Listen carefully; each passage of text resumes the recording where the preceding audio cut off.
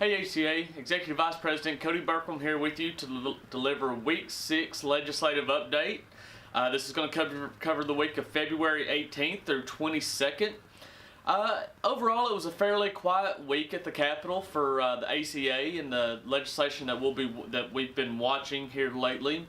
Not just a whole lot of things happening that we have a hand in, but there's absolutely still stuff that we're watching and seeing how it plays out. So let's just jump right into it. Monday, February 18th was quiet on the committee front. On Mondays I always just go in and get back from the weekend and get cranked up. But Monday afternoon the House did take up HB 1146, which exempts equine massage therapy from licensure by the Vet Med Board. And so that passed with a vote of 93 yeas, 0 nays, and 7 not voting. So you got a horse out there that needs to be worked on or massaged, they can do it now without being licensed by the vet board. Tuesday, February 19th, I mean, all I can say was it was just quiet. I mean, there wasn't anything in committees that we really needed to go and watch, or anything on the House floor to go and watch. So we stuck pretty close to the office on Tuesday.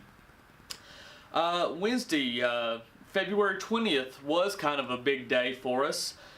Starting Tuesday, we had our first session of our YCLC group in here, and that group concentrated on ACA structure, leadership, things of that nature, and then also policy and legislation that the ACA works on at any given time.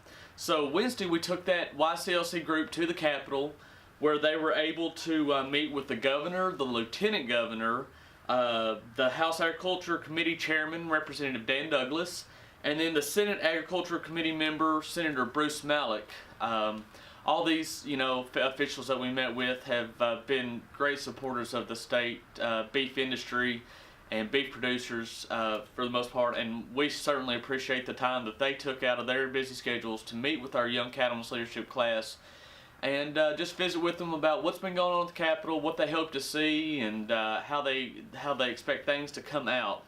And so we, like I say, really appreciate their time and their support for our young cattlemen. Now that day, the House Agriculture Committee took up a couple of bills.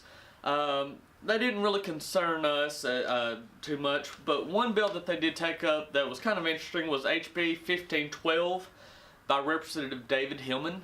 And this just changed some language in the law concerning what defines the egregious use of dicamba. And as everybody knows, dicamba is certainly one of those hot words here in Arkansas. Everybody has an opinion on it, seems like, and it's hard to come to consensus as to what exactly should be done. Now, while I'm on dicamba, I will mention that Wednesday the 20th, that day in fact, the plant board was meeting over at the Embassy Suites here in Little Rock to discuss what if there would be a cutoff line for the use of dicamba, what that would look like, and several different things. Just for your information, from what I gathered, I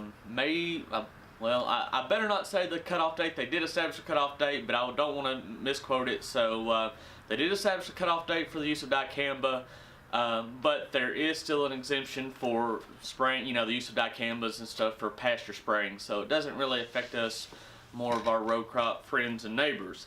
So anyway, they did pass HB 1512, like I say, defining the use of dicamba, or the definition of dicamba, and egregious use. Just like I said, didn't really have much of an opinion on that bill. The one bill that we are really watching very intently, HB 1407, also by Representative David Hillman, did not move. There's been no movement on it through committee. I believe he's still working with the Department of Agriculture on some language and some amendments to that bill that would try to kind of appease everybody involved in that. But we still support HB 1407 in the strongest terms, and we're ready to see it move. Hopefully we'll see that move next week, and and so we can get that on the way to the governor's desk to be signed into law. Also that day, the Senate Revenue and Tax Committee took up SB 336. Now, you might have heard about 336 in the news. This is a bill by Senator Terry Rice that is part of the funding mechanisms for the highway and roads issue. I mean, like I mentioned, I believe last week, the governor has put out a proposal as to getting several $100 million together for our highways and roads, and this bill 336 is the legislation that would deal with a lot of that. So a little bit about 336. While we have just a minute, I want to tell you that it would create a new wholesale tax on motor fuel. Now, off-road diesel, for our tractors and things like that, is still exempt under this new legislation. However, there is a 3-cent per gallon increase on gas on. Excuse me. Let me say that again. There's an increased tax on gas by 3 cents per gallon. There's an increased diesel tax by 6 cents a gallon. Now, this new tax would be indexed, which means it would grow by no more than 1/10 of a cent a year.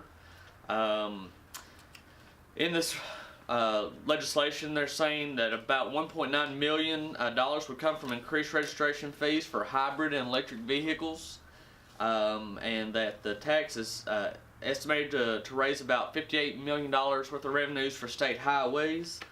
Then it also includes some revenues, about $35 million, at least $35 million, from any new casinos that might be built for the tax for those casinos. Additionally, one thing that will probably be coming up on later for the next election cycle, you'll see an amendment to the Constitution dealing with highways, and that would extend the 0.5% sales tax that was approved by voters in 2012. They're looking to put that back before voters to extend that out. It's supposed to sunset in, I believe, 2023, and so they're looking to extend that out for several more years to help raise revenues for our taxes and roads.